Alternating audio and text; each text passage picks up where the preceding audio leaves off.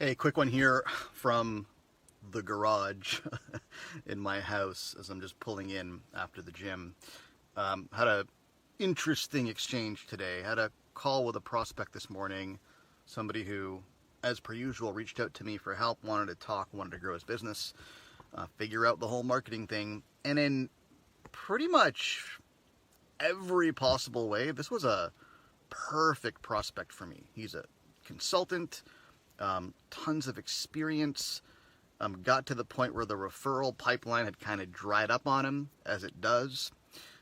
Wasn't really seeing many opportunities coming his way using his usual tactics, and wanted to find a more proactive way to go out and generate business and make a name for himself and carve out an expert profile in the market and build out services and charge higher prices and do all that kind of fun stuff that we do every single day inside my program with my clients. And so he was perfect, would have done really, really well in my program, was really well aligned, and everything was great. At the end of the call, asked him if he wanted help. He said, yeah, that's why we're here. I said, okay, well, here's how it works. And I made him an offer. Do you want to do this? And he said, well, look, give me 24 hours to think about it, and then let's circle back. I said, sure, that's fine. So we put an appointment on the calendar for 24 hours from then, which would have been tomorrow. And then I go about my day. I had a day full of calls and meetings, and I get an email from him hours later. I want to say 5-6 hours later. And the email reads, hey, listen, let's not waste your time tomorrow because I'm not a fan of the sales pitch and I'm not going to buy into the hard sell. So thanks, but no thanks, essentially. And I'm scratching my head because I'm not one to make a hard sell, okay? I can sell a lot harder. I'm scratching my head. I'm thinking, where was the hard sell? What did I say to this guy? What could he possibly have perceived from our conversation as a hard sell? I mean, sales pitch, I don't really know what that means. I'm not a fan of the sales pitch. Well, then how do you really sell anything? Becomes my question, right? So I don't know what that means. I mean, if there's no sales pitch, there's no sale. I'm getting a low network connection here. Let's see if I come back sometime soon. Low network, low network, low network. Let me see what's going on here. Am I back? Sorry, bad network connection, that got cut off a little bit there. So I'm thinking, where was the hard sell? And the conclusion I came to after thinking about that call for a couple of minutes was he just didn't like the fact that I made him an offer. And he didn't like the fact that I put him in a position where he had to make a decision. And I didn't even force the decision on the spot. And sometimes I will if I think the person is really at risk of letting their fear get the better of them. But I didn't do it in this case. And I think that was just really uncomfortable for him. Low network connection again. Come on, man. Let me turn off Wi-Fi. Let's turn off Wi-Fi.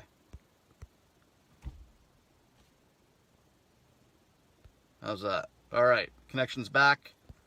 Wi-Fi is off. Hopefully that's better. So I think what just happened in this case is he just didn't like the fact that I made him an offer because it forced him to make a decision. And that decision was uncomfortable for him because it would involve him parting with money, and it would involve him leveling up, and it would involve him having to do things that are uncomfortable for him.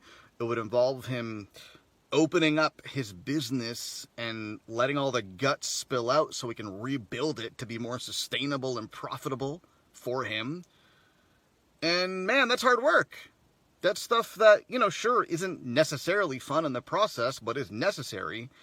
And he just didn't like that. And I think what happened, this happened before, is when he let all that settle in and let the decision settle in, he reacted to the tension that was created in that conversation. And that's what happens, folks. In a sales conversation, you do it well, and you give people an opportunity to make a change, to improve their business, improve their results. There's some tension there.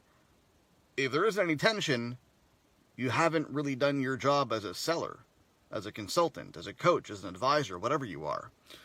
So I think he reacted to that tension, and instead of reacting positively, which is to go there and look at why his, reaction was negative, instead of going there and being introspective and looking at, well, what's going on there? Why is this so uncomfortable for me? He chose to lash out at me for being the person that brought that tension to light and putting a decision in front of him. Okay? Now, two important lessons from this, and the second one's the one that I wanted to get to. First of all, that kind of person is going to struggle for a long time. I hope he doesn't. I wish him the best. But to the extent that he lashes out at other people for giving him opportunities to change and to improve, he's going to struggle, right? It's not the best way to handle this. But the second thing, and the more important lesson I want you to reflect on, is that if I let my desire to be liked get in the way of serving this prospect, we never would have made it that far. I would have avoided making an offer. I would have avoided creating tension in the conversation. I would have avoided calling him to a higher level, a higher calling, a higher way of being, because I would know that that's going to be uncomfortable for him, and I can tell who's going to react this way.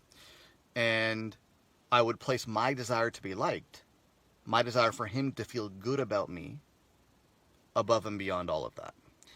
And that's the thing that will absolutely kill you if your job is to sell things. And again, if you're a consultant, you run a consulting business, professional services business, your job is to sell things, among other things. And I see this time and time again. Folks go into sales conversations, they want to be liked. They want the prospect to think of them favorably.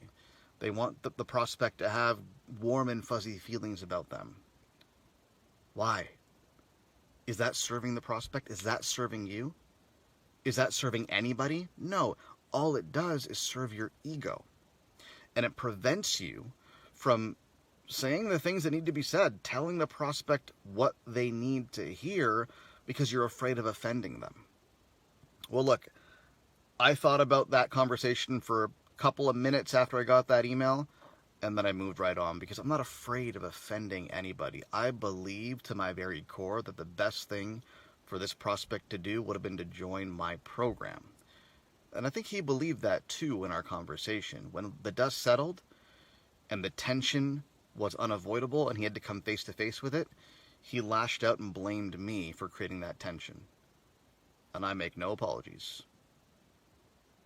No apologies whatsoever. I did not reply to him and say I'm sorry. I did not say anything apologetic whatsoever, because I'm not sorry. I simply said, not quite sure what hard sell you're talking about. Either way, it's your decision. Wish you all the best. Okay? So bottom line is, don't be afraid to offend people. Okay? This game that we're playing here is not about being liked. It's about serving. And serving people often means, if you're serving at the highest level, telling them things that they might not want to hear, and being a freaking leader and being comfortable with that, even if it upsets people. Okay? If a child gets angry at you, and I'm not saying the person's a child, but just to use an analogy, if a child gets angry at you for telling them what they need to hear, for disciplining them, for calling them to higher moral ground, do you feel bad about that? No, because maybe that's what they needed to hear. Maybe that's the lesson that they need to learn. Okay? So don't apologize, don't feel sorry, and don't be afraid to offend people. The bigger calling here is to hold people to higher standards, hold yourself to a higher standard, and don't apologize for it. Hope that helps.